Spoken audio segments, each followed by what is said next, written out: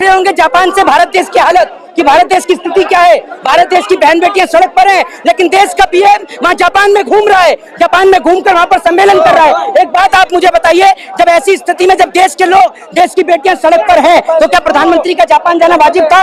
लेकिन उसके बाद भी प्रधानमंत्री जापान गए। ऐसे बेशर्म प्रधानमंत्री को शर्म आनी चाहिए कि आज उन्होंने अपने ही देश के लोगों को पिटवाने के लिए अपने ही देश के जवानों को तैनात कर दिया है। ये इस देश की सरकार की सबसे कड़ी नीतियां हैं। सरकार आए दिन किसी ना किसी तरीके से लोगों को सड़क पर लाने का काम करती है, लेकिन साल 2024 में इस देश की जनता इसी सरकार को सड़क पर लेकर आएगी। अब लग रहा है देश के संविधान की हत्या हो रही है कहीं ना कहीं। देखिए, भारत देश के संविधान की तो निश्चित तौर पर हत्या हो ही चुकी है। आप ये समझ लीजिए, जिस संविधान में 24 घंटे के तहत पॉक्सो एक्ट में अपराधी की गिरफ्तारी होनी चाहिए, अपराधी को गिरफ्तार नहीं किया जाता है। एफआईआर जो कि फंडामेंटल राइट है, एफआईआर दर्ज नहीं होती है। एफआईआर दर्ज कराने के लिए सुप्रीम कोर्ट का सहारा लेना पड़ता है। तो आप इसी से अंदाजा लगा सकती हैं कि संविधान का कैसे गला घोटा जा रहा है और कैसे संविधान की हत्या हो रही है।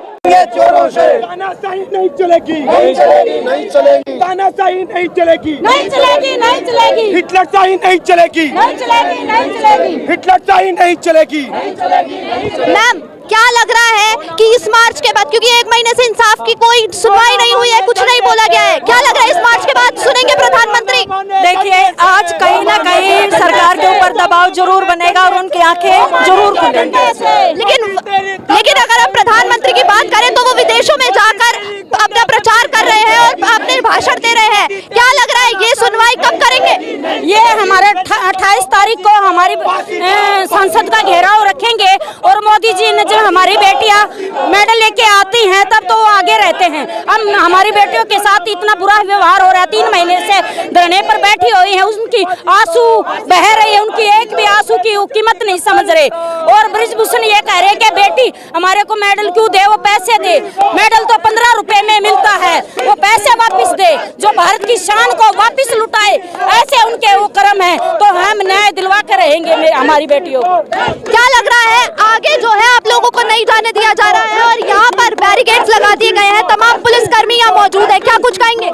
हम बाहर आए, जैसे ही हम गाड़ी से उतरे तो पुलिस ने हमारे को धक्का मुक्की करके, हाथापाई करके बैरिकेड के अंदर धकेल दिया। बैरिकेड के अंदर धकेल दिया, हम सबको, महिलाओं को पकड़ पकड़ के। लेडी पुलिस भी बाद में आई है। और हम जब तक बेटियों को न्याय नहीं मिलेगा, हम रोड पर बैठेंगे, लड़ाई लड़ेंगे, रोड से पार्लियामेंट तक लड़ाई लड़ेंगे। हम बेटियों की न्याय की गुहार लगाएंगे और जब तक बृजभूषण को जेल में नहीं डालते हम चैन की सांस नहीं लेंगे। यहाँ आपको कैंडल नहीं जलाने दिया जा रहा है, रूफटॉप जो है वो शुरू हो गई है, क्या बोले? दिल्ली पुलिस अपनी मनमानी कर रही है और हमें बैरिकेड के अंदर जबरदस्ती धकेल दिया। हम आए जब, क्या कुछ कहेंगे? इंसाफ की उम्मीद दिख रही है इस मार्च के बाद?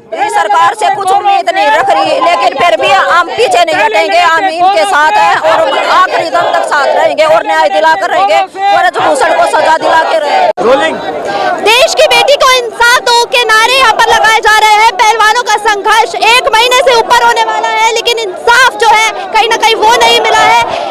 कैसे देखते हैं बृजभूषण जो है आज भी डंके की चोट पे बैठा है और कहता है कि करा लो, जांच करानी है तो? देखिए, जो लड़के हैं वो तो ऑलरेडी तैयार हैं नार्को टेस्ट के लिए, तो उन्हें भी डरना नहीं चाहिए। अगर वो है, अगर वो उनको अगर कुछ गुनाह नहीं किया है तो वो डर क्यों रहे हैं? उनको डरना नहीं चाहिए, नार्को टेस्ट कराना चाहिए। नार्को टेस्ट कराना चाहिए। लाइव नार्को टेस्ट में कहीं ना कहीं क्या चीजें लग रहा है, बृजभूषण जो है उसकी गिरफ्तारी अभी तक नहीं की गई है, ना पूछताछ की गई है, तो क्या लग रहा है कुछ अलग चीजें उठकर सामने आ सकती है? जी देखिए, अगर यही कुछ इस देश में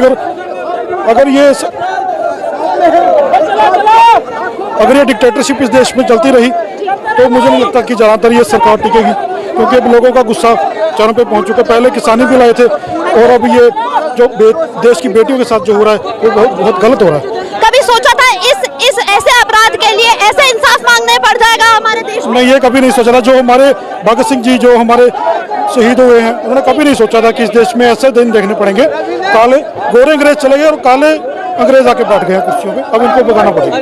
तो आप देख रहे हैं लोगों का कहना ये है कि गोरे अंग्रेज तो जरूर चले गए, लेकिन अब काले अंग्रेज जो है वो सत्ता में आकर बैठ गए हैं। जो नाराजगी है, जो आक्रोश है लोगों में, वो साफ देखा जा सकता है। रोड पर तमाम पहलवान हमारे खिलाड़ी जो है वो निकल चुके हैं और तिरंगा लेकर हाथ में ये एक ऐतिहासिक यात्रा यह साबित हो रही है कहीं ना कहीं कि देश का खिलाड़ी जब सड़कों पर उतरता है और अपने इंसाफ की मांग करता है तो ये तस्वीरें हैं साफ तौर पर जंतर मंतर से सीपी तक अभी हम पहुंच चुके हैं और आप देख पा रहे हैं सभी के हाथों में यह तिरंगा होगा।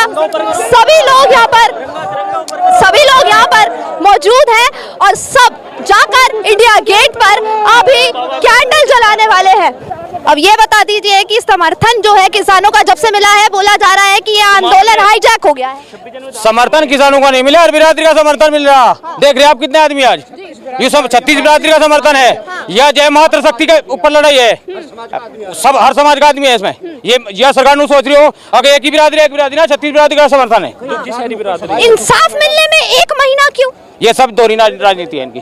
दोहरी राजनीति, संविधान ये कहता है सबके लिए नियम एक है, एक ही दिन लगता है, एक ही नियम है। पोस्को धारा में 25 घंटे में अगर ग्रामीण क्षेत्रों में और शहरों में गिरफ्तारी हो जा 25 घंटे के अंदर। तो यहाँ तो पूछताछ भी शुरू नहीं हुई है। ये सब वही तो कह रहा मैं मैडम, ये सरकार की दोहरी राजनीति है। एक तरफ जो है ढकोसला करे बेटी बचाओ बेटी पढ़ाओ का अभियान कह रहे हैं, लेकिन ये क्या हो रहा है इसमें? देश बहुत बुरे हाल में, जो नारी है वह बिल्कुल सुरक्षित नहीं है। तो एक तरफ देश में बिल्कुल सुरक्षित नहीं है। एक तरफ प्रधानमंत्री कहते हैं कि ये मेरी बेटी है, देश की बेटी मेरी बेटी। अब देश की बेटी की आवाज क्यों नहीं सुनी जा रही? झूठ बोलते हैं। उनका कहाँ बेटी है? आराम से उनका कहाँ बेटी है?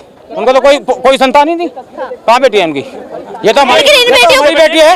ये तो मैडम हमारी बेटी है, उनकी कहाँ बेटी है? अगर उनकी बेटी होती अब तक नहीं मिल चुका होता। उनकी बेटी है कहते इसके प्रधानमंत्री। देखो मैं सुनो, अगर उनकी बेटी होती वे बेटी का दर्द समझते तो अब तक बेटियों को न्याय मिल चुका होता।